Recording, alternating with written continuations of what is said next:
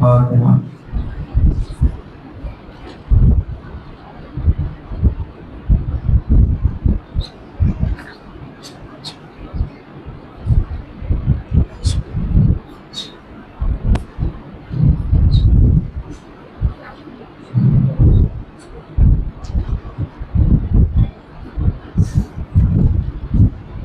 ماشاء اللہ، لا حول ولا قوۃ الا باللہ العلی العظیم۔ اعوذ باللہ من الشیطان الرجیم، بسم اللہ الرحمن الرحیم۔ الحمد للہ الملک الحق المبین، اقتبسہ بالنور المضیء والبرہان الجلی والمنہاج البادی والکتاب الہادی، اسرتہ خیر اسرہ وشجرتہ خیر شجرہ، أغصانها معتدلة وثمارها متحدرة، مولده بمكة وهجرته بطيبة، على بها ذكره وامتد منها صوته، أرسله بحجة كافية وموعظة شافية ودعوة متلافية، أظهر به الشرائع المجهولة وقمع به بدع المدخولة، وبين به الأحكام المفصولة، ثم الصلاة والسلام والتحية والإكرام على أشرف الأنبياء والمرسلين، سيدنا وسيد الأولين والآخرين، حبيبنا وحبيب إله العالمين أبي القاسم محمد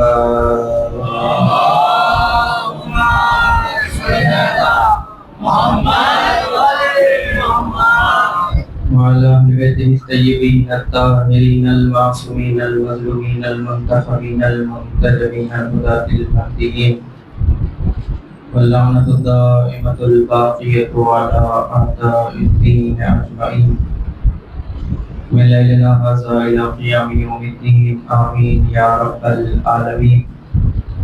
أما بعد، فقد قال الله الحكيم في القرآن الكريم، بسم الله الرحمن الرحيم، ألم تر كيف ضرب الله مثلا كلمة طيبة كشجرة طيبة أصلها ثابت وفرعها في السماء، صلوات الإمام الواجب۔ اللهم صل على محمد۔ حاضرین گرامی منزلت اور سامعین ایمان و بصیرت،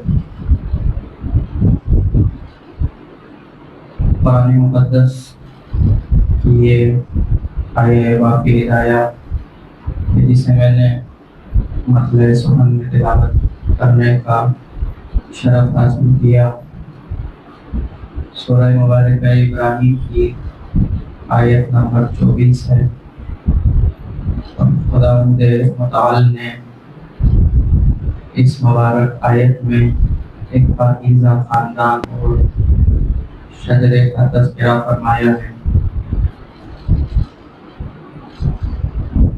ابتدا میں سادہ سا ترجمہ کروں گا، اس کے بعد تاکہ موضوع واضح ہو جائے اور آپ تک پہنچ جائے۔ پروردگار عالم نے اس کائنات کے ہدایت کے نظام کو چلانے کے لیے کچھ منصب بنائے۔ ان منصبوں میں سب سے پہلا منصب اللہ نے نبوت رکھا۔ نبوت، ولایت، امامت، یہ وہ الہی منصب تھے کہ پروردگار عالم نے اس سرزمین پر بسنے والے بندوں کی ہدایت کا انتظام کرنے کے لیے کچھ ہستیوں کو مقرر فرمایا کہ جو آسمان اور زمین، معبود اور اب خالق اور مخلوق، اللہ اور بندوں کے درمیان واسطہ فیض قرار پائیں۔ نبوت چونکہ پیغمبر اسلام پہ تمام ہو چکی ہے، انبیاء تشریف لا چکے ہیں اور خاتم الانبیاء بھی آ چکے ہیں، اب کائنات میں کوئی نبی آنے والا نہیں ہے۔ اب کائنات میں ہدایت کو بنام امامت آگے بڑھنا ہے۔ اب امت کی ہدایت کا ساز و سامان امامت کے اوپر ہے اور امامت کا دامن تھامنا ہے۔ اور پیغمبر نے بھی ارشاد فرمایا، اہل سنت اور ہمارے یہاں دونوں کے یہاں یہ روایت ہے کہ نبی نے فرمایا، من مات ولم یعرف امام زمانہ مات میتۃ جاہلیہ، جو شخص اپنے زمانے کے امام کو نہ پہچان لے اور مر جائے وہ جاہلیت کی موت مرتا ہے۔ یہ اہل سنت اور شیعہ دونوں علماء اور فریقین کے یہاں یہ حدیث متفق علیہ ہے کہ پیغمبر نے فرمایا کہ امت پر فرض ہے کہ وہ اپنے زمانے کے امام کی معرفت حاصل کرے۔ اگر امام کی معرفت کے بغیر کوئی مر جاتا ہے تو وہ جاہلیت کی موت مرتا ہے۔ حضور نے امام کو پہچاننے کے لیے حکم دیا ہے، امام بنانے کا حکم نہیں دیا۔ حضور نے یہ نہیں فرمایا کہ جو امام نہ بنائے اور مر جائے۔ نبی نے فرمایا کہ جو امام کو نہ پہچانے اور اس دنیا سے چلا جائے وہ جاہلیت کی موت مرتا ہے۔ یعنی حضور نے یہ فرما کہ امت کو ان کی حیثیت بھی بتائی اور ذمہ داری بھی بتائی کہ امام بنانا تمہارا کام نہیں ہے، بنے ہوئے امام کو پہچان کر اس کی اطاعت کرنا تمہارا کام ہے۔ اب امامت کو چونکہ آگے بڑھنا ہے، ہدایت امامت کے ذریعے سے ہوگی، تو اس لیے ہر مسلمان پر، ہر مومن پر، ہر صاحب ایمان پر یہ فرض ہے کہ وہ امامت کو پہچانے، امام کی معرفت حاصل کرے۔ امام کو اگر نہیں پہچانے گا تو صحیح اور غلط، اصلی اور نقلی، جھوٹا اور سچا دونوں ایک جگہ جمع ہو کے رہ جائیں گے، تلبیس ہو جائے گی، نہ حق کی تمیز ہوگی، نہ باطل کا پتہ چلے گا۔ اسی لیے ضروری ہے کہ امامت کی معرفت حاصل کی جائے، اماموں کو پہچانا جائے، صحیح اماموں کے راستے کا انتخاب کیا جائے۔ نبوت تمام ہو چکی ہے، امامت کو ڈھونڈنا ہے، امامت کو تلاش کرنا ہے کہ اللہ نے امامت کہاں رکھی، اللہ امام کسے بنائے گا، وہ خاندان کون سا ہوگا کہ جہاں اللہ امامت کو قرار دے گا۔ تو نبوت تو چونکہ تمام ہو چکی اور امامت کو جانا ہے قیامت تک۔ امامت کب تک باقی رہے گی؟ جب تک قیامت نہیں آ جاتی۔ امام کا ظہور ہوگا اس کے بعد ہی تو قیامت آئے گی، یعنی امامت کا سلسلہ چلے گا قیامت تک۔ تو اس سوال کا سیدھا سا جواب یہ ہے کہ امامت اسی خاندان میں رہے گی جو خاندان قیامت تک باقی رہے گا۔ جب امامت کو قیامت تک جانا ہے تو ظاہر سی بات ہے امامت اسی خاندان میں رہنی چاہیے کہ جو خاندان قیامت تک باقی رہے گا۔ اب ہمیں کیا تلاش کرنا ہے؟ اب وہ خاندان نہیں ڈھونڈنا ہے کہ جس میں امامت کو رکھا گیا ہے، بلکہ وہ خاندان ڈھونڈنا ہے کہ جو قیامت تک باقی رہنے والا ہے، اسی میں اللہ نے امامت کو رکھا ہے۔ یہ بڑی مشہور سی آیت ہے قرآن کی، آپ بہت سنتے ہیں، سورہ مبارک رحمان میں ارشاد فرماتا ہے خدا کل من علیہا فان ویبقی وجہ ربک ذو الجلال والاکرام، ہر چیز فنا ہو جائے گی، ہر چیز ختم ہو جائے گی، ہر چیز مٹ جائے گی، باقی کیا رہے گا؟ تیرے پروردگار کا وجہ۔ وجہ کا ترجمہ عام طور پہ ہم چہرہ کرتے ہیں، لیکن چہرہ ہی نہیں ہے عربی لغت میں وجہ کا ترجمہ۔ چہرہ بھی ایک ترجمہ ہے، لیکن صرف چہرہ ہی ترجمہ نہیں ہے، یہاں وجہ کے معنی ہے پہچان کے۔ جیسا کہ حضور کی ایک حدیث بھی ہے لِكُلِّ شَيْءٍ وَجْهٌ وَوَجْهُ دِينِكُمُ الصَّلَاةُ، کہ ہر چیز کی ایک شناخت ہوتی ہے، ایک پہچان ہوتی ہے، اور تمہارے دین کی پہچان نماز ہے۔ تم میں دیندار کون ہے؟ اگر یہ پہچاننا ہے تو دیکھو کہ نمازی ہے یا نہیں ہے۔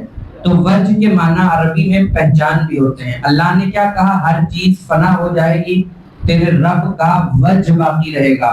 یہاں وجہ کے معنی ہے پہچان، یعنی ہر چیز مٹ جائے گی، باقی وہ رہیں گے کہ جو اللہ کی پہچان ہوں گے۔ اور آپ کے چھٹے امام فرماتے ہیں نحن خزان اللہ لو لنا ما عرف اللہ، ہم اللہ کے خزانوں کے مالک ہیں، اللہ کو سجدے ہوئے ہیں ہماری وجہ سے، اللہ کو رکوع ہوئے ہیں ہماری وجہ سے، اللہ کے لیے قیام ہوا ہے ہماری وجہ سے، اللہ کو جانا گیا ہے اہل بیت کی وجہ سے، اللہ کو پہچانا گیا ہے اہل بیت کی وجہ سے۔ قرآن کی آیت کو امام کی حدیث سے ملا دیجئے، نتیجہ یہی نکلے گا، ہر خاندان مٹ جائے گا، خاندان اہل بیت باقی رہے گا۔ سارے خاندان مٹ جائیں گے، اہل بیت کا خاندان باقی رہے گا۔ تو جب یہ خاندان باقی رہنے والا ہے تو اسی میں اللہ امامت کو قرار دے گا، اسی خاندان میں امامت کو رکھا جائے گا۔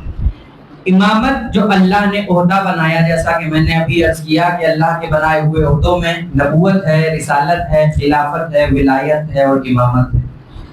نبوت اعزازی منصب ہے، خلافت اعزازی منصب ہے، اللہ دے دیتا ہے، لیکن امامت اعزازی منصب نہیں ہے، امامت قوت بازو سے لینا پڑتی ہے۔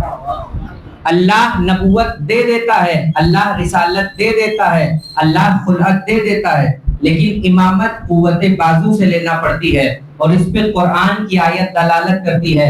اللہ نے ابراہیم کو جب خلیل بنایا تو امتحان نہیں لیا، اللہ نے ابراہیم کو جب نبی بنایا تب بھی امتحان نہیں لیا، اللہ نے ابراہیم کو پیغمبر بنایا تو کوئی امتحان نہیں لیا، لیکن جب امام بنانے کی باری آئی تو قرآن کہتا ہے وَإِذِ ابْتَلَىٰ إِبْرَاهِيمَ رَبُّهُ بِكَلِمَاتٍ فَأَتَمَّهُنَّ قَالَ إِنِّي جَاعِلُكَ لِلنَّاسِ إِمَامًا۔ جب اللہ نے ابراہیم کو امام بنانا چاہا تو پہلے کیا کہا؟ ابراہیم ہم پہلے تمہارا امتحان لیں گے، اگر امتحان میں کامیاب ہو جاؤ گے اس کے بعد کیا کریں گے؟ انی جاعلک للناس اماما، ہم تمہیں پوری کائنات کا نہیں بلکہ کن کا؟ لوگوں کا، کچھ لوگوں کا کیا کریں گے؟ تمہیں امام بنا دیں گے۔ تو خلافت تو مل گئی، اعزازی منصب تھا، رسالت مل گئی، اعزازی منصب تھا، لیکن جب امامت دینا چاہی تو اللہ نے کیا کیا؟ جناب ابراہیم کا امتحان لیا، ہم تمہارا امتحان لیں گے۔ اور امتحان ابراہیم کا کیسے ہوا؟ امتحان ابراہیم کا 3 طریقے سے ہوا۔ پہلا امتحان جو سب سے آسان امتحان ہوتا ہے وہ ہوتا ہے مال کا امتحان، اس کے بعد جو دوسرا امتحان ہوتا ہے اس سے سخت ہوتا ہے وہ ہوتا ہے جان کا امتحان، اور سب سے سخت امتحان جو انسان کے لیے ہوتا ہے وہ ہوتا ہے اولاد کا امتحان۔ اللہ نے ابراہیم سے تینوں امتحان لیے۔ پہلا امتحان جان کا امتحان، نارے نمرودی بھڑک رہی ہے، شعلے ایسے ہیں کہ جو آسمان کی فضاؤں سے باتیں کر رہے ہیں، ایک غلیل جیسی شے بنائی گئی، اس میں جناب ابراہیم کو رکھا گیا اور چاہتے ہیں کہ آگ کے حوالے کر دیا جائے۔ ابراہیم کو آگ میں پھینکا جانے لگا، جناب جبرائیل آئے، آنے کے بعد کیا کہا؟ یہ امتحان جان کا امتحان ہو رہا ہے۔ اس سے پہلے امتحان ہوا مال کا امتحان۔ وہ آپ سنتے ہیں کہ ابراہیم غلہ بانی کرتے تھے، انبیاء کے پیشوں میں سے جو سب سے زیادہ متواتر پیشہ اور خاص پیشہ رہا ہے وہ کیا ہے؟ غلہ بانی، بھیڑیں بکریاں چرانے کا۔ انبیاء اکثر یہی کام کیا کرتے تھے۔ نبی ابراہیم خلیل خدا صحرا کے اندر بکریاں چرا رہے تھے، اتنی دیر میں دیکھا کہ اسی لقودق صحرا میں ایک خوبصورت جوان ہے، ایک خوش شکل جوان ہے جس کا لباس بہت اچھا ہے، جس کا چہرہ حشاش و بشاش ہے۔ وہ ابراہیم کے قریب آیا، اور یہ ایسا بھی نہیں ہے کہ دور سے آیا ہو اس لیے کہ لباس پہ گرد و غبار نہیں ہے، اور پاس کا بھی نہیں لگتا اس لیے کہ جانا پہچانا نہیں ہے۔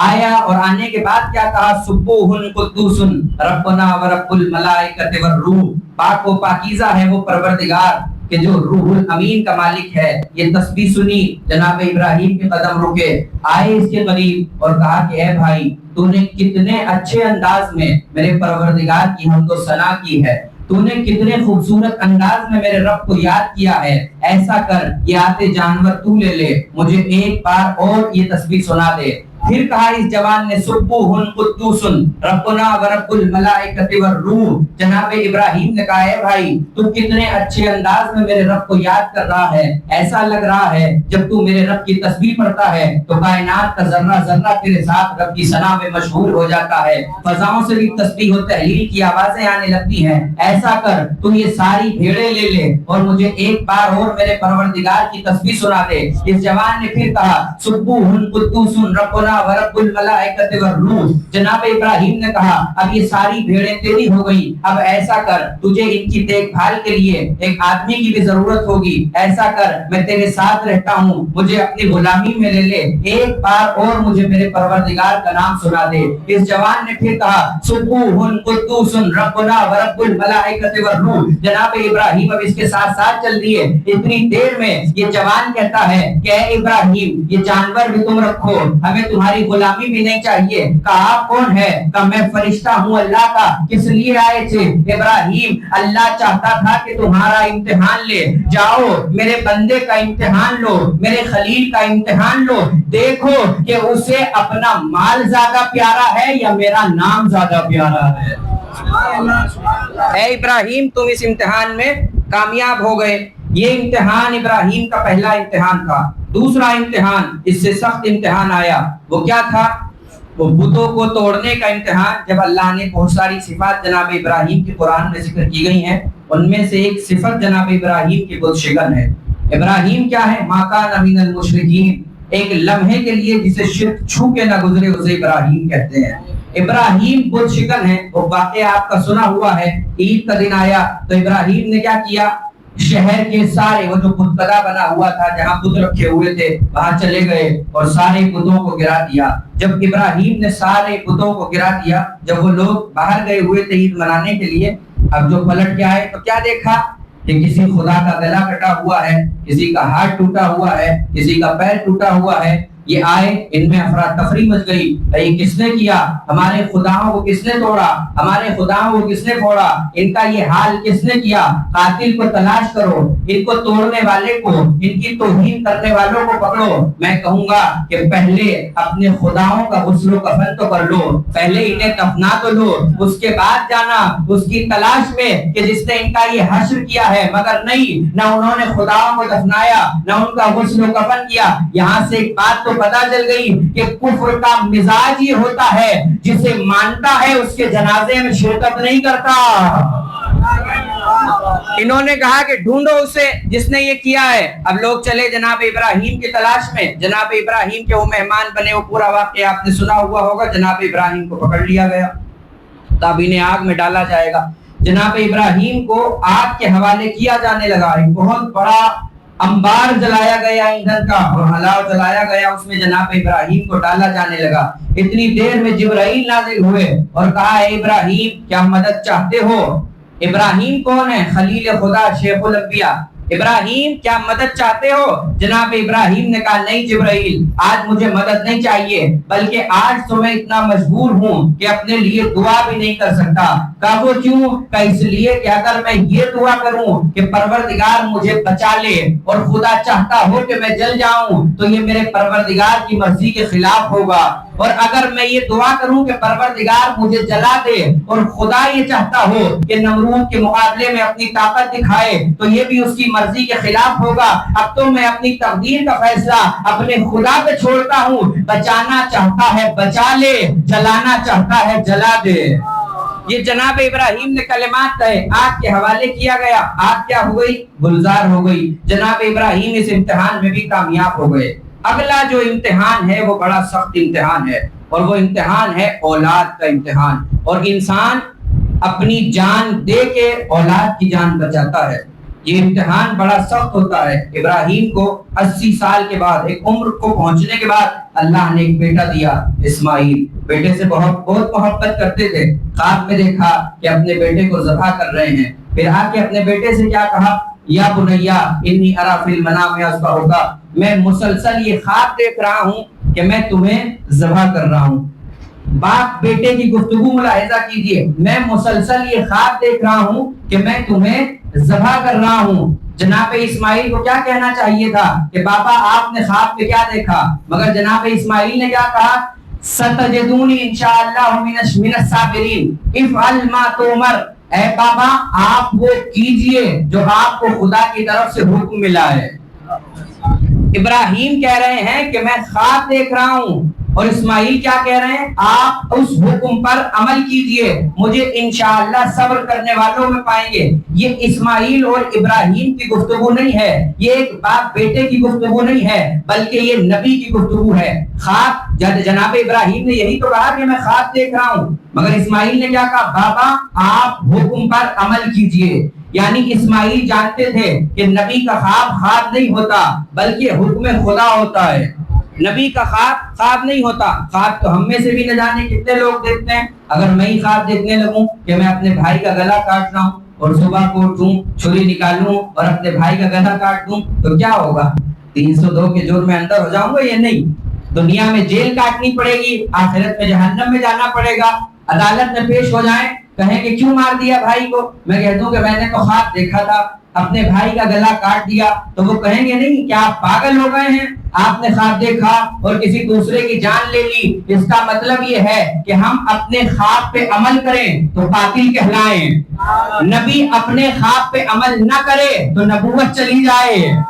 آپ نے توجہ ہی نہیں دی، ہم خواب پہ عمل کریں تو ہم قاتل کہلائیں، نبی خواب پہ عمل نہ کرے تو نبی کی نبوت چلی جائے۔ اس کا مطلب یہ ہے کہ ہمارے خواب میں اور نبی کے خواب میں کتنا فرق ہے کہ ہم خواب پہ عمل کریں تو قاتل کہلائیں، نبی خواب پہ عمل نہ کرے تو نبی کی نبوت چلی جائے۔ تو سوچنے کی بات ہے نا، جب ہمارا خواب نبی کے خواب جیسا نہیں، ہماری ذات نبی کی ذات جیسی کیسے ہو جائے گی؟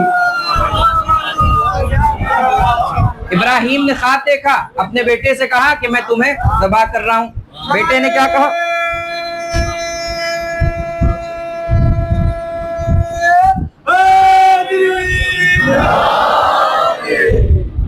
اسماعیل کو اب لے کے چلے جناب ابراہیم، اور کس انداز میں لے کے چلے؟ اچھا جناب ابراہیم نہ بتاتے، بچہ تھا، لے کے چلے جاتے اور لٹا دیتے مینا میں اور ذبح کر دیتے، مگر پہلے بتایا نا کہ میں تمہیں ذبح کرنے کے لیے لے جا رہا ہوں۔ اگر نہ بتاتے تو کیا ہوتا؟ آج مورخ لکھ دیتے کہ اسماعیل کو تو پتہ ہی نہیں تھا، چھوٹا بچہ تھا، باپ لے گیا، وہ ساتھ چلے گئے۔ بتایا کہ نبی بچپن میں ہو تب بھی نبی ہوتا ہے، یہ نبی ہے اسماعیل۔ بابا چلیے، اور کس انداز میں چلے؟ آگے آگے اسماعیل چل رہے ہیں، پیچھے پیچھے ابراہیم چل رہے ہیں، قربانی آگے آگے چل رہی ہے، قربان کرنے والا پیچھے پیچھے چل رہا ہے۔ میں کہوں گا اے اسماعیل، آپ اپنی جان بچائیے، آپ کو نہیں پتا کہ آپ قتل کر دیے جائیں گے، اپنے باپا کے ساتھ کیوں جا رہے ہیں؟ اپنی جان بچا لیجئے۔ آج لوگ یہی تو اعتراض کرتے ہیں نا، جب حسین کو پتا تھا کربلا میں مار دیے جائیں گے تو گئے کیوں؟ علی اکبر کو پتا تھا قتل ہو جائیں گے تو گئے کیوں؟ عباس کو پتا تھا قتل ہو جائیں گے تو گئے کیوں؟ یہ سوال تو اسماعیل سے بھی کیجئے، جب پتا تھا کہ باپ قتل کرنے کے لیے لے جا رہا ہے تو گئے کیوں؟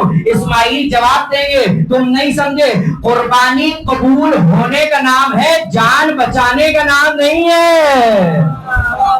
قربانی قبول ہونے کا نام ہے، جان بچانے کا نام قربانی نہیں ہے۔ ابراہیم اسماعیل کو لے آئے اور لانے کے بعد لٹا دیا، اور اس انداز میں لٹایا کہ اپنی آنکھوں پہ پٹی باندھ لی، بیٹے کی گردن پہ چھری رکھ دی۔ اب یہاں لوگ کہتے ہیں کہ پٹی اس لیے باندھی اپنی آنکھوں پہ کہ بچے کو ایڑیاں رگڑتے ہوئے کیسے دیکھتے، بچے کو قربان ہوتا ہوا کیسے دیکھتے، بچے کو تکلیف میں کیسے دیکھتے۔ ارے وہ ابراہیم خلیل خدا کیا کہ جو اللہ کا جب امتحان دینے کے لیے آ رہے ہیں تو بچے کو اس حالت میں کیوں نہیں دیکھ سکتے؟ وہ ابراہیم کہ جو بت توڑتا ہوا نہ ڈرے، جو بادشاہ کے سامنے جاتا ہوا نہ ڈرے، وہ ابراہیم جو نارے نمرودی سے نہ ڈرے، وہ ابراہیم جو بادشاہ کے خوف سے نہ ڈرے، وہ اپنے بچے کو اللہ کی راہ میں ایڑیاں رگڑتے ہوئے کیوں نہیں دیکھ سکتا؟ ابراہیم نے پٹی اس لیے نہیں باندھی کہ بیٹے کو دیکھ نہیں پائیں گے، بلکہ ابراہیم نے پٹی اس لیے باندھی کہ آنے والے مورخ یہ لکھ دیتے کہ ابراہیم کی تو آنکھیں کھلی ہوئی تھی، انہیں تو دکھائی دے ہی رہا تھا کہ دمبا آ گیا، اس لیے انہوں نے چھری چلا دی۔ اگر بیٹے کی گردن پہ ہوتی تو چھری نہ چلاتے۔ ابراہیم نے آنکھوں پہ پٹی باندھ لی اور چھری رکھ دی۔ اب پتہ نہیں ہے یہ چھری دمبے پہ چل رہی ہے یا بیٹے کی گردن پہ چل رہی ہے، اب پتا تو نہیں ہے ابراہیم کو چھری کہاں چل رہی ہے۔ چھری چلا دی، اللہ نے اسماعیل کو بچا لیا اور ان کی جگہ پہ ایک دمبا قربان ہو گیا۔ ابراہیم پریشان ہو گئے، رونے لگے کہ پروردگار کیا میری قربانی قبول نہیں ہوئی؟ اللہ نے کہا کہ ہم نے تمہاری قربانی کو قبول کر لیا اور ہم نے اس قربانی کو ذبح عظیم سے بدل دیا۔ ہم نے اس قربانی کو ذبح عظیم سے تبدیل کر دیا. یہ تھی قربانی جناب ابراہیم کی. اللہ نے کیا ہو رہا ہے؟ یہ امتحان کس کا؟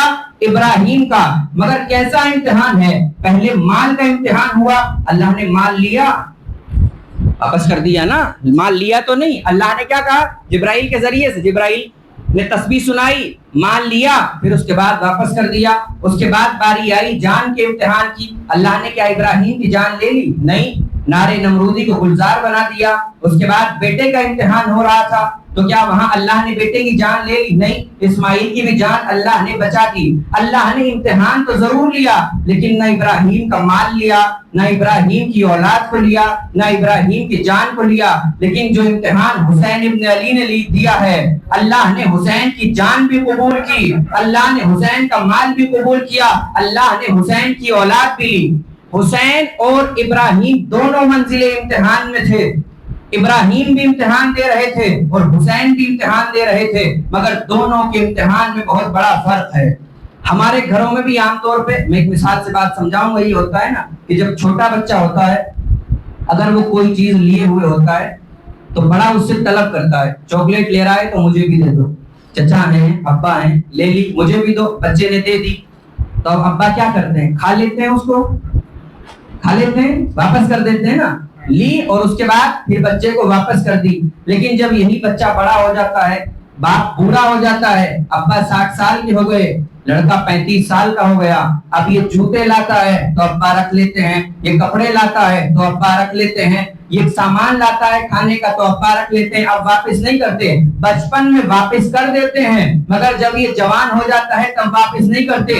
امتحان تو ابراہیم بھی دے رہے تھے، امتحان حسین بھی دے رہے تھے، مگر اللہ نے ابراہیم کا مال لیا واپس کر دیا، ابراہیم کی اولاد لی واپس کر دی، ابراہیم کی جان لی واپس کر دی. مگر حسین سے مال بھی لیا، حسین سے اولاد بھی لی، حسین سے جان بھی لی. اب بھی آپ نہیں سمجھے ابراہیم اور حسین میں کیا فرق ہے؟ شریعت کے بچپن کو ابراہیم کہتے ہیں، شریعت کی جوانی کو حسین کہتے ہیں. ابراہیم اور حسین میں یہ فرق ہے کہ شریعت کے بچپن کو ابراہیم کہا جاتا ہے اور شریعت کی جوانی کو حسین کہا جاتا ہے. یا ایک جملہ اور اس سے خوبصورت انداز میں کہوں کہ خوابوں کے شہزادے کو ابراہیم کہتے ہیں، تعبیروں کے شہنشاہ کو حسین کہتے ہیں. کیا تقابل ہو خلیل اللہ کا شبیر سے، خواب افضل ہو نہیں سکتا کبھی تعبیر سے. حسین خواب ابراہیم کی تعبیر ہیں. امتحان دے رہے تھے ابراہیم بھی، امتحان دے رہے تھے حسین ابن علی بھی. امتحان جب ہوتا ہے، آپ عام طور پہ دیکھتے ہوں گے ماں باپ بچے کو گھر میں پورا مہینہ رات دن پڑھائیں گے، محنت کرتے ہیں اس کے ساتھ. اماں بھی ہوم ورک کرائیں گی، ابا بھی ہوم ورک کراتے ہیں، اسے کتابیں بھی پڑھاتے ہیں، اسے لکھواتے بھی ہیں، اس کے ساتھ محنت بھی کرتے ہیں. ٹیوشن ٹیچر بھی پورے دن محنت کرتا ہے، رات بھر محنت کرے گا. اسکول میں جائیے تو 20 سال پرانے کوسچن پیپر حل کرا دیتا ہے استاد. لیکن جب امتحان گاہ میں یہ بچہ بیٹھتا ہے، اب وہاں ایک سوال بتانے کی بھی اجازت نہیں ہوتی. وہ ماں باپ کہ جو بچے کو گھر میں سب کچھ پڑھاتے ہیں، سب کچھ لکھواتے ہیں، لیکن امتحان گاہ میں ایک سوال بتانے کی اجازت نہیں ہوتی. اور اگر بتائیں تو یہ شرعن بھی جرم ہے اور قانوناً بھی جرم ہے. تو کیا بچے کی محبت کم ہو گئی؟ میں کہوں گا اپنے بچے کو بتا کیوں نہیں رہے؟ یہاں آئیے، محبت دکھائیے، اپنے بچے کو بتائیے. تو جواب کیا دیا جائے گا؟ یہاں نہیں بتائیں گے، اس لیے کہ امتحان میں مدد نہیں کی جاتی، امتحان میں حوصلہ دیکھا جاتا ہے. امتحان میں مدد نہیں کی جائے گی، امتحان میں حوصلہ دیکھا جائے گا. آج لوگ جو ہم پہ یہ اعتراض کرتے ہیں کہ تم یا علی مدد کہتے ہو، علی مدد کو آ جاتے ہیں. نجف کربلا میں فاصلہ 80 کلومیٹر کا ہے، حسین ابن علی کی مدد کرنے علی نہیں آئے تو تمہاری مدد کرنے کیسے آئیں گے؟ عقل کے اندھو، حسین تھے منزل امتحان میں، اور امتحان میں مدد نہیں کی جاتی بلکہ حوصلہ دیکھا جاتا ہے.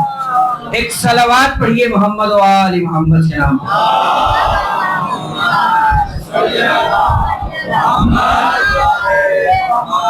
آگے تشریف لے تھوڑا سا صلوات پڑھیے.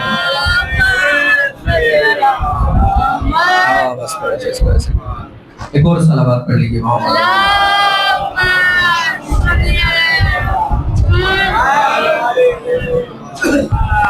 اچھا یہ امتحان جب لیا جاتا ہے، امتحان ہو گیا، اب ماں باپ بچے کی مدد نہیں کرتے امتحان میں، اس لیے کہ امتحان میں قابلیت دیکھی جانی ہے، امتحان میں حوصلہ دیکھا جانا ہے، امتحان میں مدد نہیں کی جائے گی۔ لیکن جب اس کے بعد کیا ہوگا، اب یہاں تو محبت کا اظہار نہیں ہوتا، لیکن اس کے بعد جب رزلٹ آؤٹ ہوتا ہے نا، تب امتحان جتنا بڑا ہوتا ہے انعام بھی اتنا ہی بڑا دیا جاتا ہے۔ دیا جاتا ہے یا نہیں دیا جاتا؟ بچے نے ٹاپ کر لیا کلاس میں تو اس کو الگ انعام دیا جائے گا، پورے اسکول میں اس نے ٹاپ کیا تو اس کو الگ انعام دیا جائے گا۔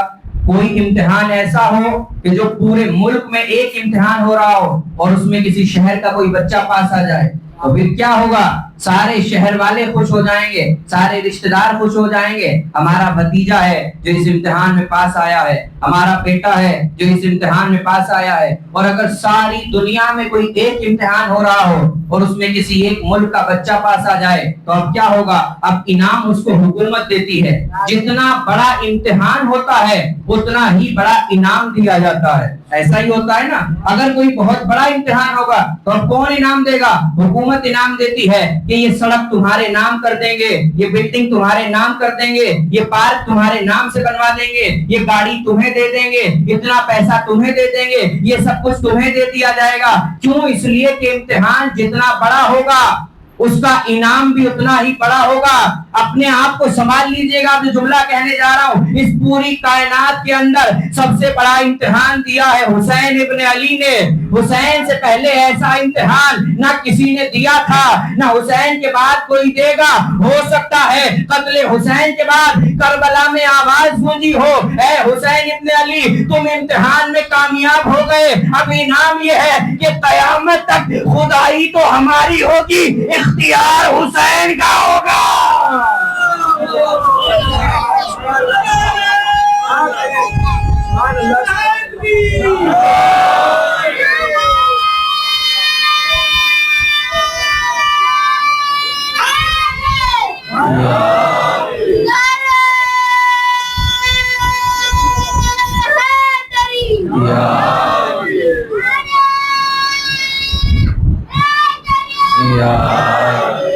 اب قیامت تک خدائی تو خدا کی ہوگی مگر اختیار حسین کا ہوگا۔ اے حسین ابن علی تم نے امتحان دیا ہے، ایسا امتحان جو اس سے پہلے نہ کسی نے دیا تھا نہ اس کے بعد کوئی دے گا۔ اے حسین ابن علی اب قیامت تک خدائی تو ہماری ہے مگر اختیار تمہارا ہوگا، محشر ہمارا ہوگا، اشارہ تمہارا ہوگا، کوثر ہمارا ہوگا، اختیار تمہارا ہوگا، جنت ہماری ہوگی، مالک تم ہوں گے۔ پوری کائنات کے اوپر حسین ابن علی کو اللہ نے، مرزا دبیر کی یہاں مجھے ایک بیت یاد آ رہی ہے، بہت خوبصورت ہے، شاید اس کے مصرے تو آپ کی سمجھ میں نہ آئے لیکن بیت سب کی سمجھ میں آئے گی۔ مرزا دبیر کہتے ہیں نقاش و نقش کاتب و خط بانیوں بنا، بود و نبوت ذات و صفت ہستی و فنا، آدم ملک زمین فلک گرد و کیمیا، دنیا و دین حدوث و قدم بندہ و خدا، سب شاہد کمال شہ مشرقین ہیں، جب تک خدا کا ملک ہے مالک حسین ہے۔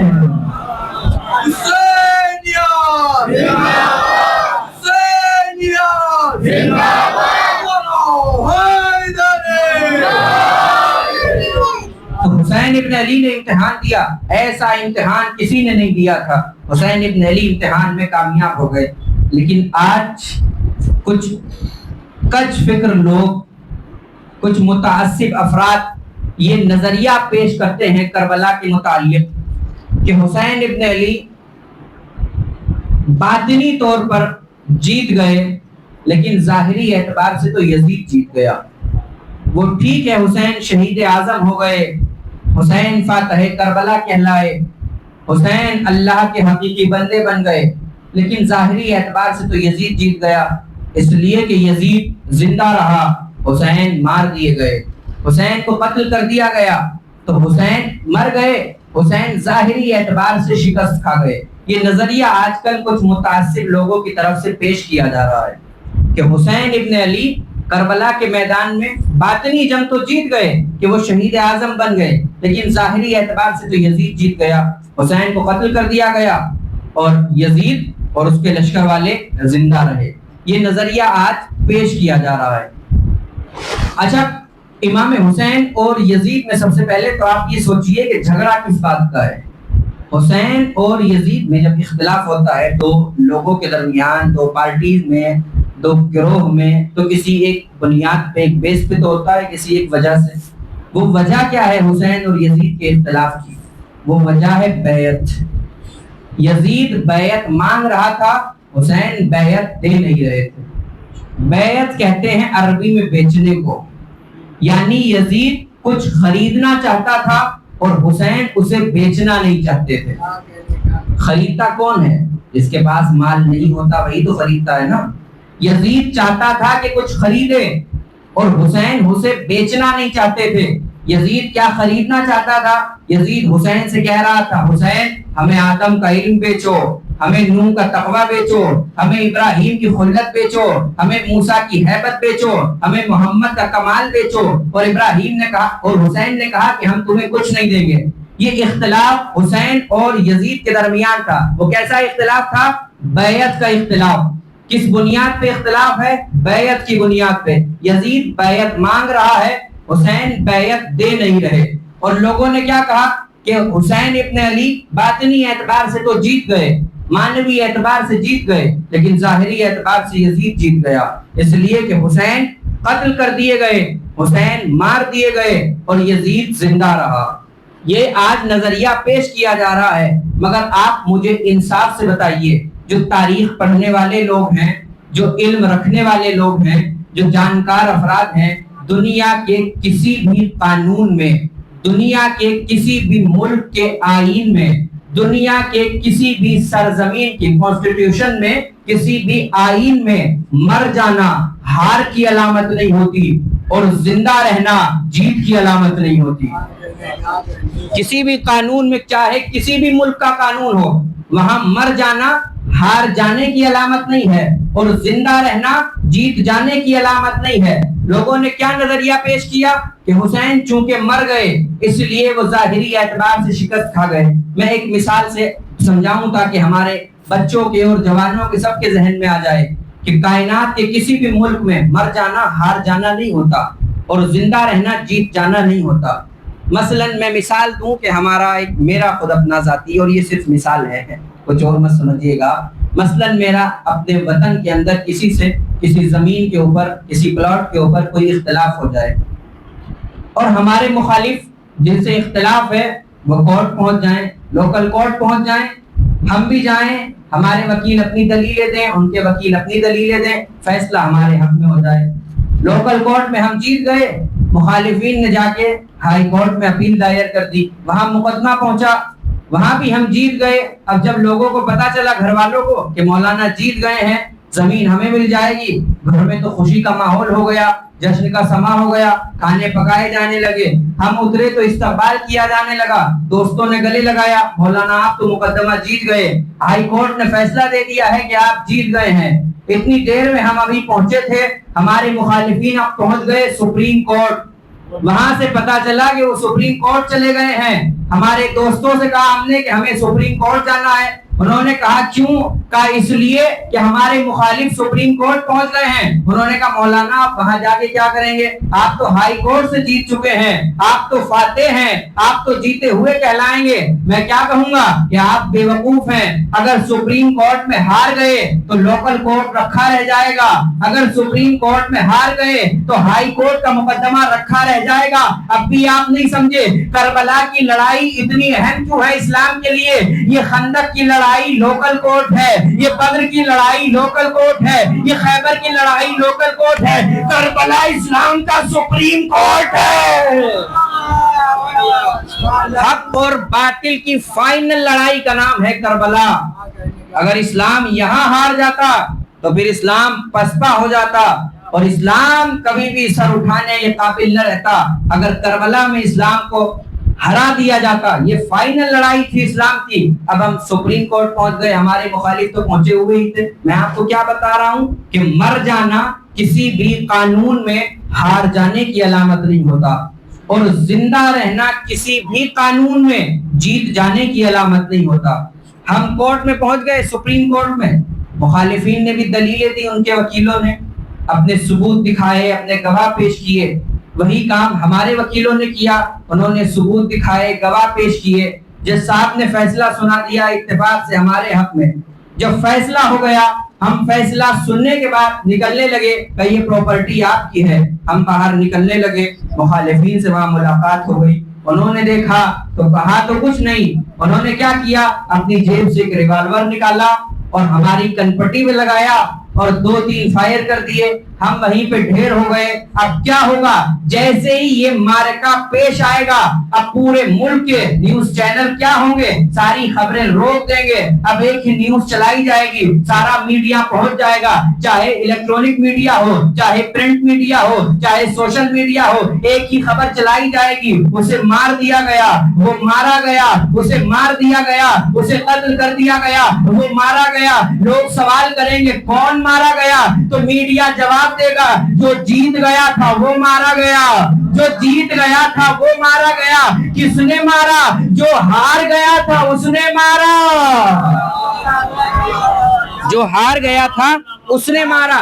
اس کا مطلب یہ ہے کہ مر جانا ہار جانے کی علامت نہیں ہے، اور زندہ رہنا جیت جانے کی علامت نہیں ہے. اب ساری میڈیا کے اندر پورے ملک میں یہی تو نیوز چلے گی کہ وہ اسے مار دیا گیا، اسے قتل کر دیا گیا، جو جیت گیا تھا اسے مار دیا گیا. اب کیا ہوگا، چونکہ معاملہ ہے سپریم کورٹ کا، ساری جانچ ایجنسیاں آئیں گی، بڑے بڑے افراد آئیں گے، فوراً جانچ شروع ہو جائے گی. پولیس آئی، سب آئے، جانچ شروع کر دی گئی، قاتل کو پکڑ لیا گیا. یہ ہتھیار جس سے قتل کیا گیا ہے یہ کیسا ہے، کہ یہ تو لائسنس والا ہے، کس کے نام ہے، فلاں کے نام ہے. اب جب بات کھلنی شروع ہوگی، اب بڑے بڑے لوگ پکڑے جانے لگیں گے، بڑے بڑے پولیٹیشین پکڑے جانے لگیں گے، بڑے بڑے نیتا پکڑے جانے لگیں گے. اب انہوں نے کیا کیا، انہوں نے ایجنسیوں پہ دباؤ دیا کہ معاملے کو دباؤ، ہمارا نام نہ آنے پائے، قاتل تک معاملہ رکھو، ہمارا نام نہ لو، کسی اور کا نام نہ آنے پائے، بس قاتل کا نام لو، معاملات کو دباؤ.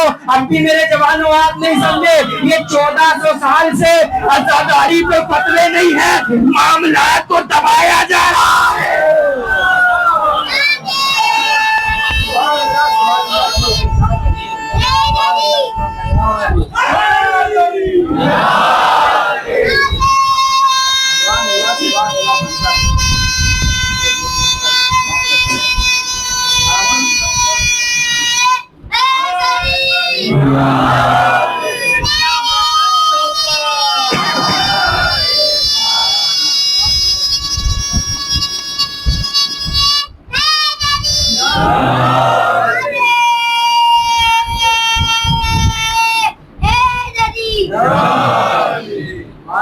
کیا ہوگا کہ معاملات کو دباؤ، کہیں بڑے بڑے لوگ نہ پکڑے جائیں. یہ عزاداری پہ فتوے نہیں ہیں. حسین کو جس خنجر سے قتل کیا گیا وہ خنجر صحیفہ میں بنایا گیا تھا. اب معاملہ ہو گیا، مثال سے آپ سمجھ گئے اچھی طرح. جھگڑا کس چیز پہ تھا؟ پراپرٹی پہ. مجھے تو قتل کر دیا گیا، مثلا مار دیا گیا. اب مجھے انصاف سے بتائیے، کیا یہ پراپرٹی میرے قاتلوں کو مل جائے گی میرے مرنے کے بعد؟ کسے ملے گی؟ اب تو ہمیں ہی ملے گی، میرے خاندان میں رہے گی، میرے بھائیوں کو ملے گی، ہمارے بچوں کو ملے گی، ہمارے عزیزوں کو ملے گی. کیوں؟ اس لیے کہ فیصلہ سپریم کورٹ سے سنا دیا گیا. جس چیز پہ چاہے مر جائیں، جس چیز پہ اگر اختلاف تھا اور ہم جیت گئے تو آپ کو ہمارے ہی پاس رہے گی. تبھی تو آپ نے دیکھا نہیں، تخت یزید کا تھا، دربار یزید کا تھا، سید سجاد قیدی تھے، مگر پھر بھی یزید بیعت نہ مان سکا، پھر بھی بیعت کا مطالبہ نہ کر سکا. اس لیے کہ حسین فاتح اعظم بن چکے ہیں. حسین فاتح اعظم ہے کربلا کے. ظاہری اعتبار سے بھی حسین جیتے ہیں اور باطنی اعتبار سے بھی حسین جیتے ہیں. ان لوگوں کے مکر میں آنے کی ضرورت نہیں ہے جو یہ کہہ رہے ہیں کہ حسین ظاہری اعتبار سے نہیں جیتے. یہ ظاہری اعتبار سے جیت نہیں ہے. ایک جنگل میں جہاں کوئی نہ ہو وہاں ایک رسول کے نواسے کو قتل کر دیا جائے اور آج وہ ایک بارونق شہر میں تبدیل ہو جائے. لوگ فخر کے ساتھ زیارت کو جاتے ہیں. اور فخر سے وہاں رہنے والے خود استقبال کرتے ہیں. یہ ظاہری جیت نہیں ہے. وہ جو لوگ یہ کہتے ہیں کہ حسین نے دنیا گنوا دی, حسین کو دنیا نہیں ملی, وہ دیکھیں تو آج کہ جہاں 3 دن رسول کا لاج رہا, صرف 3 دن جس جنگل میں, آج وہ شہر بن چکا ہے اور وہاں لوگ فخر و افتخار سے زیارت کے لیے جاتے ہیں. اور جہاں 40 سال کسی نے حکومت کی تھی, وہاں لوگ نشان قبر بتاتے ہوئے بھی شرماتے ہیں. اس کے معنی یہ ہے کہ نہ دنیا آپ بنا سکے نہ آخرت. حسین کی دنیا بھی ہے, حسین کی آخرت بھی ہے. حسین نے کربلا بسائی تو دنیا بھی بنائی, آخرت بھی بنائی. اور یہ کربلا ایک دن کی کربلا نہیں ہے, یہ کربلا مدینے سے شروع ہو رہی ہے. مدینہ بھی کربلا کا ایک حصہ ہے. کربلا کے بہت سارے حصے ہیں, کربلا کے اجزاء ہیں. مدینہ کربلا کا حصہ ہے, کوفہ و شام بھی کربلا کا حصہ ہے, خود کربلا بھی کربلا ہے. کربلا ایک کتاب ہے کہ جو کئی جلدوں میں. مدینہ خود کربلا ہے. امام حسین علیہ السلام نے جہاں جس کی ضرورت تھی اس مارکے میں اس کو وہاں رکھا. وہ افراد غلط فہمیوں کا شکار ہیں جو یہ کہتے ہیں کہ حسین بن علی محمد حنفیہ کو نہیں لے کے گئے, یا عبداللہ حسین کے ساتھ نہیں گئے تو ان کی عظمت کچھ کم ہے, یا سغرا کو حسین نہیں لے گئے. نہیں, جس کی جہاں جیسی ضرورت تھی اسے حسین نے وہاں رکھا. نانا کا مدینہ تھا نا جو حسین چھوڑ کے جا رہے تھے. کوئی تو ہو ہی مدینے والوں کو جو حسین کی یاد دلائے کہ حسین چلے گئے ہیں. حسین نے کیا کیا, سغرا کو چھوڑ دیا. اور سغرا کی ذمہ داری کیا تھی کہ سارا دن اپنے دروازے کی دہلیز پہ اپنا سر رکھے اور پکار کے کہتی رہے, ہائے میرا بابا گیا تھا نہیں آیا, ہائے میرا بابا گیا تھا نہیں آیا. مدینہ حسین کا گھر کہاں ہے, مسجد کے قریب ہے نا. مدینہ اصحاب رسول کا مدینہ ہے. جب مسجد میں نماز پڑھنے کے لیے لوگ آئیں گے تو سغرا کی آواز سنیں گے تو اور سوچیں گے تو ہاں حسین گئے تھے کیوں نہیں آئے, آخر کیا ہوا. تو سغرا کی ضرورت تھی, حسین نے سغرا کو رکھا. اس کے بعد حسین نے کیا کیا, اس لیے کہ حجت خدا سے زمین خالی نہیں ہونی چاہیے, اپنے بھائی محمد حنفیہ کو حسین نے اپنی جگہ چھوڑا کہ آپ میری ذمہ داریاں مدینے میں سنبھالیے گا. اور پھر ضرورت تھی, یہ خوف تھا کہ یزیدی لشکر کہیں حملہ آور نہ ہو جائے, تو ضرورت تھی ایک ایسے بہادر اور شجاع کو چھوڑا جائے کہ جس کی تلوار سے عرب خوف کھاتے ہوں. حسین نے عبداللہ کا انتخاب کیا کہ آپ کو مدینے میں رہنا ہے. اور پھر یہ مدینہ اصحاب رسول کا مدینہ ہے, ازواج رسول کی کثرت ہے مدینے کے اندر. کہیں ایسا نہ ہو کہ کوئی سغرا کی آواز کو بدعت کے فتوے لگا کے خاموش کرا دے. لہذا ایک زوجہ رسول ام سلمہ کا انتخاب کیا اور ایک مشت خاک ام سلمہ کو دی کہ نانی یہ خاک اس خاک میں ملا لیجئے جو میرے نانا نے آپ کو دی تھی, تاکہ ام سلمہ بھی حسین کو یاد کر کے روتی رہے. یہ سب کربلا کے اجزاء ہیں, کربلا کے جز ہیں. اور ایک اہم ذمہ داری حسین نے کسے دی جانتے ہو زادارو, بیمار بیٹی ہے نا جسے حسین چھوڑ کے جا رہے ہیں. ضرورت تھی کہ کوئی بیمار بیٹی کا خیال رکھے. حسین نے ایک باوفا کی ماں کو تلاش کیا. ام البنین کو یہ ذمہ داری دی کہ میری سغرا بیمار ہے, اس کا خیال رکھیے گا. یہ کربلا ہے, کربلا کی آمادگیاں ہیں, کربلا کی تیاریاں ہو رہی ہیں. یہ سب کربلا کے حصے ہیں, یہ سب کربلا کا جز ہے. اب حسین کربلا میں آ گئے تو جہاں علی اکبر کے سینے کی ضرورت تھی حسین نے اکبر کا سینہ پیش کیا. جہاں علی اصغر کا گلا چاہیے تھا حسین نے علی اصغر کا گلا دیا. اس کربلا کے گلشن کو سجانے کے لیے کچھ پھول چاہیے تھے, حسین نے قاسم کی لاش کے ٹکڑے بکھیر دیے. جہاں جس کی ضرورت تھی حسین اسے وہاں رکھ رہے تھے. اور اس کے بعد ایک اور سب سے بڑا مرحلہ پیش آیا. ابھی کربلا تمام نہیں ہوئی, اب سب سے بڑا مرحلہ تھا کہ اس کربلا کو شام و کوفہ میں پہنچانا تھا. تو مقصد کربلا کو زینب السید سجاد کی ہتھیلیوں میں رکھا. اے بہن تمہیں شام اور کوفہ میں بیریدہ جانا ہوگا, اپنے بھائی کا پیغام سنانا ہوگا. یہ سب کربلا ہے, یہ کربلا ہے, کربلا ہے. کربلا تیار ہو رہی ہے 28 رجب سن 60 ہجری سے، جب حسین مدینہ چھوڑ کے جا رہے ہیں۔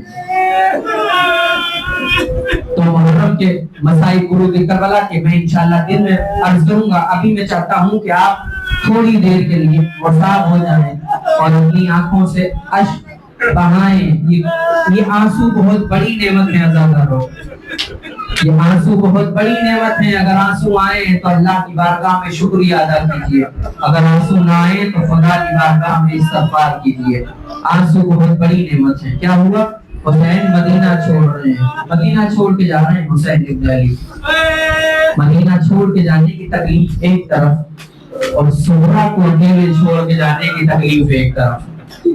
صغرا کو حسین ابن علی مدینے میں چھوڑ کے جا رہے ہیں نا، میر انیس نے بڑے دردناک انداز میں بیان کیا جب قصد کیا شاہ نے کوفے کا وطن سے، گل تھا کہ رواں باد بہاری ہے چمن سے، رو کر کہا بانوں نے یہ تب شاہ زمن سے، اے کاش نکل جاتی میری روح بدن سے، بیماری میں منہ بیٹی سے موڑا نہیں جاتا، اس حال میں صغرا کو تو چھوڑا نہیں جاتا۔ میر انیس کہتے ہیں کہ سن کر یہ سہن شاہ کے آنسو نکل آئے، بیمار کے نزدیک گئے سر کو جھکائے، منہ دیکھ کے بانوں کا سہن لب پہ لائے، کیا ذوق و نقاہت ہے خدا اس کو بچائے، ارے جس صاحب آزار کا یہ حال ہو گھر میں، دانستہ میں کیوں کر اسے لے جاؤں سفر میں، کہہ کر یہ سخن بیٹھ گئے سید خوشخو، اور سورہ الحمد پڑھا تھام کے بازو، بیمار نے پائی گل زہرا کی جو خوشبو، آنکھوں کو جو کھولا تو ٹپکنے لگے آنسو، ماں سے کہا مجھ میں جو حواس آئے ہیں اماں، ارے کیا میرے مسیحا میرے پاس آئے ہیں اماں،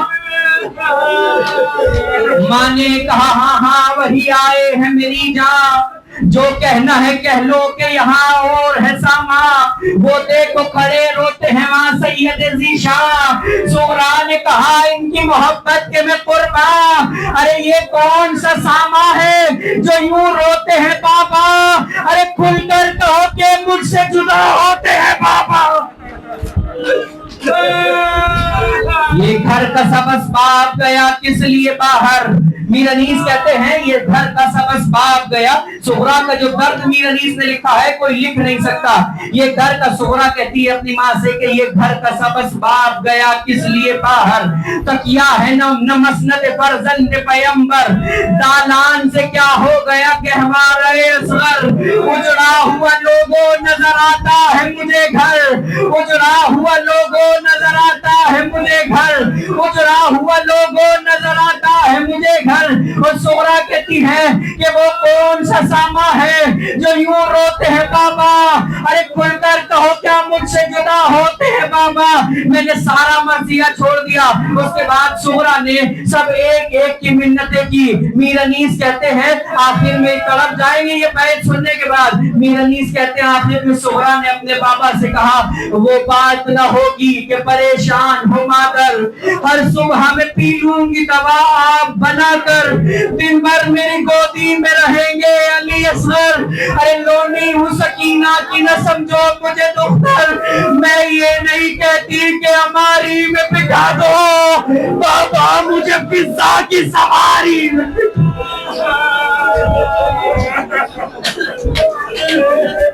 بابا مجھے فضا کی سواری میں بٹھا دو۔ عزاداروں ایک ایک کر کے سب لوگ رخصت ہونے لگے، صغرا تڑپتی رہ گئی، صغرا گھر میں تنہا رہ گئی، جب ایک ایک کر کے سب لوگ رخصت ہونے لگے نا، امام حسین کی ایک پھوپھی اسی مدینے میں ہے جن کا نام ہے ام ہانی، مولا علی کی سگی بہن ہے، جب سنا کہ بھتیجا جا رہا ہے، جناب ام ہانی کو دو کنیزوں نے تھاما ہوا تھا، سن رسیدہ ہو گئی تھی، آنے کے بعد کہتی ہے بیٹا حسین میں تمہیں جانے سے नहीं रोकती, लेकिन मैं कहती हूँ अभी कुछ दिनों के लिए अपने सफर को मुलतवी कर दो, अभी सफर पे न जाओ। हुसैन ने कहा फूफी अम्मा आप ऐसा क्यों कह रही हैं? जनाब उम्मे हानी कहती है हुसैन मैं सच कहती हूँ, जब तेरे नाना इस दुनिया से जाने वाले थे तो हमारे घर से न दिखने वाली जिन्नातनियों के रोने की आवाज आ रही थी। जब तेरी माँ इस दुनिया से जाने वाली थी उन्हीं जिन्नातियों की आवाज आ रही थी। जब तेरा बाबा कूफे में मारा गया मदीने में उन्हीं जिन्नात की आवाज आ रही थी। ऐ हुसैन अब फिर कुछ दिनों से उन्हीं जिन्नातियों की आवाज आ रही है। हुसैन ने रो के कहा इन्ना हुन्ना नवाही, ऐ फूफी अम्मा ये मेरा नौहा पड़ रही है, अब मेरा वक्त शहादत करीब है, मुझे जाने दीजिए। हुसैन ने कहा फूफी अम्मा क्या आप मेरा मक्तल देखना चाहती हैं? तो हाँ बेटा दिखाओ। हुसैन ने 2 उंगलियों को बुलंद किया, ऐ फूफी अम्मा देखिए यहाँ मेरा अकबर मारा जाएगा, यहाँ मेरा कासिम मारा जाएगा, यहाँ मेरे ओनो मोहम्मद मारे जाएंगे। उम्मे हानी देख रही थी, एक मर्तबा चिल्ला के कहती है हुसैन हुसैन हुसैन। का फूफी अम्मा क्या हुआ? का हुसैन वो उस नशेब में कोई बीवी अपने बाल बिखराए फरियाद कर रही है। का फूफी अम्मा ये मेरी माँ फातिमा ज़हरा मेरे मक्तल को अपने बालों से साफ कर रही है, मेरी माँ फरियाद कर रही है। आजा मेरे बच्चे मैंने तेरा मक्तल अपने बालों से साफ कर दिया।